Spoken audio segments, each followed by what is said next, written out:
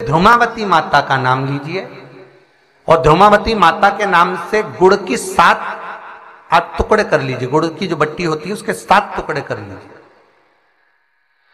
और ध्रुमावती माता के नाम से जहां पर गौरी और शंकर दोनों विराजमान हो, गौरी और शंकर का मंदिर यदि आप दर्शन करेंगे तो शंकर भगवान का जहां शिवलिंग हो और शिवलिंग के साथ में पार्वती जी शंकर के साथ नीचे ही बैठी हो, सामने दीवार पर या ऊंचाई पर ना हो। आपको पहले कहा था शंकर जी के शिवलिंग का आपको कई बार दर्शन कराया। एक विष्णु शिवलिंग होता है, एक डमरू जैसा शिवलिंग होता है जिसको बैठकर पूजा नहीं जाता, जिसको खड़े होकर जल चढ़ाए। एक शिवलिंग होता है जो जमीन पर ही रहता है, जिसको गौरी शंकर कहते हैं हमारे महाराज। तो गौरी शंकर का स्मरण कर कर, उमा महेश का स्मरण कर कर, जो शिवलिंग जमीन पर हो और पार्वती जी भी जमीन पर ही स्थापित है, गौरी शंकर का स्मरण कर कर शुक्रवार के दिन शंकर भगवान पर प्रदोष काल में समय के शाम के समय पर सूर्य अस्त के कुछ ही क्षण में वो गुड़ की डिलियां आप शंकर भगवान को चढ़ा दीजिए और गौरी माता का स्मरण कर कर उसको उठाकर ले आइए। जिस दिन उठाकर लेकर आए, शनिवार, रविवार, सोमवार, मंगलवार, ऐसे 7 दिन लगातार दरवाजे के बाहर उसी शिव मंदिर के द्वार पर बैठकर आप वो गुड़ की डली को खा लीजिए। महाराज, जिंदगी में कभी घबराहट नहीं हो सकती, सिर दर्द नहीं हो सकता, बेचैनी नहीं हो सकती और पसीना नहीं आ सकता घबराहट के कारण। रात को चक सो आनंदमय, पर गौरी शंकर होना चाहिए। गौरी शंकर का स्मरण।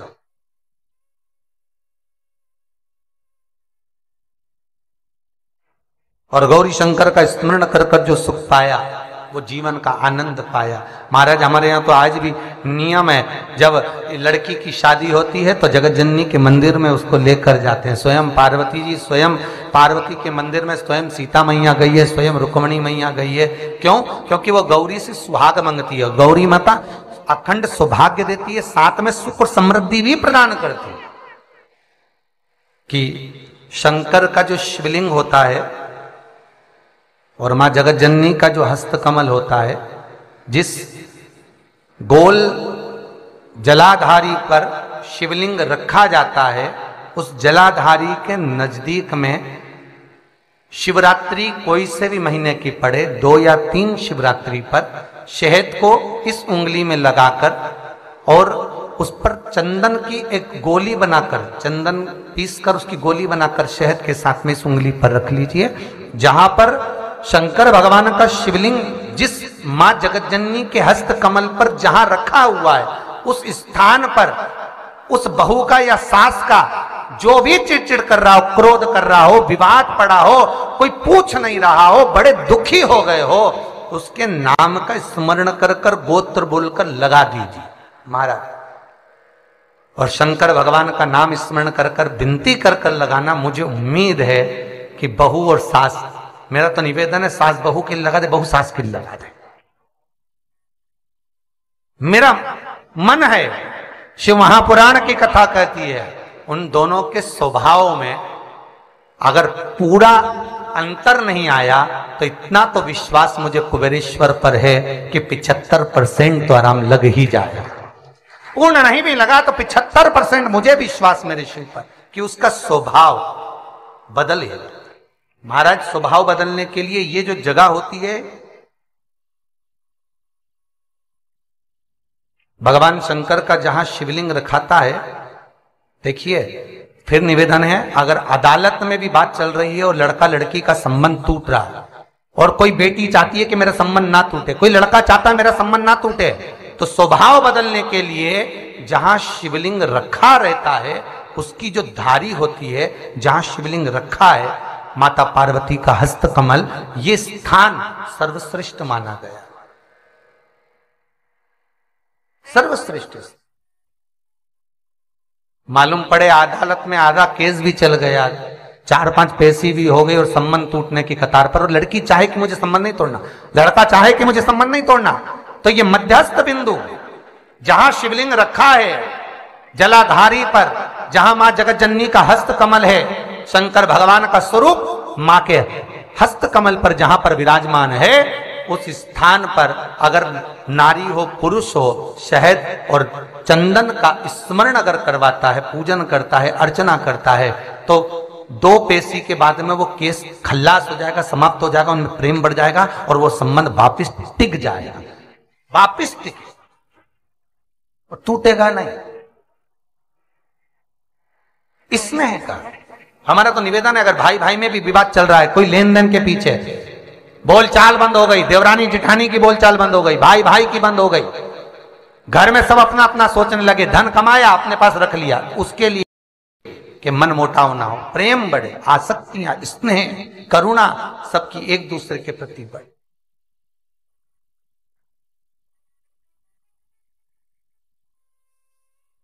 भगवान शंकर को पूर्ण अक्षत चढ़ता है।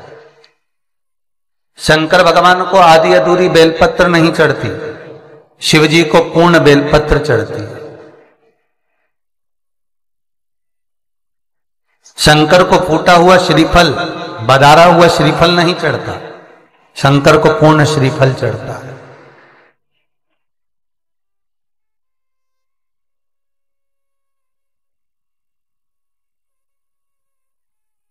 पूर्ण श्रीफल।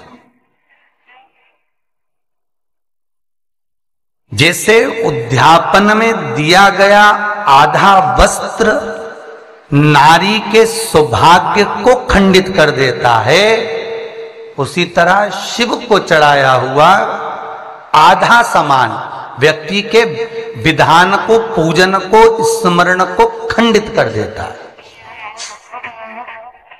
ध्यान दीजिएगा जरा, बहुत सुंदर कथा है, इसका स्मरण करिए। स्कंद पुराण का क्या कहा है स्कंद पुराण में?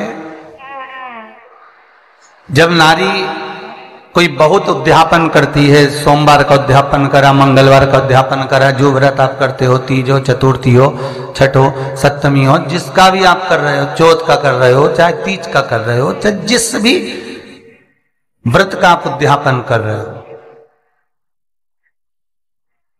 उद्यापन में आधा वस्त्र जो दिया जाता है वो नारी के सौभाग्य को खंडित करता है। स्कंद पुराण। आधा वस्त्र समझ गए महाराज? जैसे तुमने स्त्री की साड़ी रखी और उसमें ब्लाउज का पीस नहीं रखा, ठीक है, यह आधा वस्त्र हो गया अगर ब्लाउज का पीस नहीं रखा गया, ठीक है।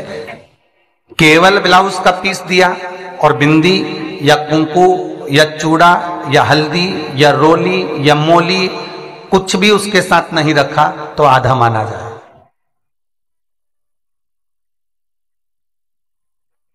कोई पुरुष को आपने केवल उद्यापन में एक श्रीफल दिया, उसके साथ जनेऊ नहीं दी है, तो आधा माना जाए। यदि आपने केवल जनेऊ दी है तो उसके साथ में अगर आपने कोई रुपया, कोई दक्षिणा नहीं हो आपके पास में, तो सुपारी दे दो, पूर्ण माना जाएगा, अधूरा नहीं दिया। पजामे का कपड़ा दे दिया और कुर्ते का रख लिया, ठीक है, सहज भाषा भी तो यही होती है? तो भी अधूरा।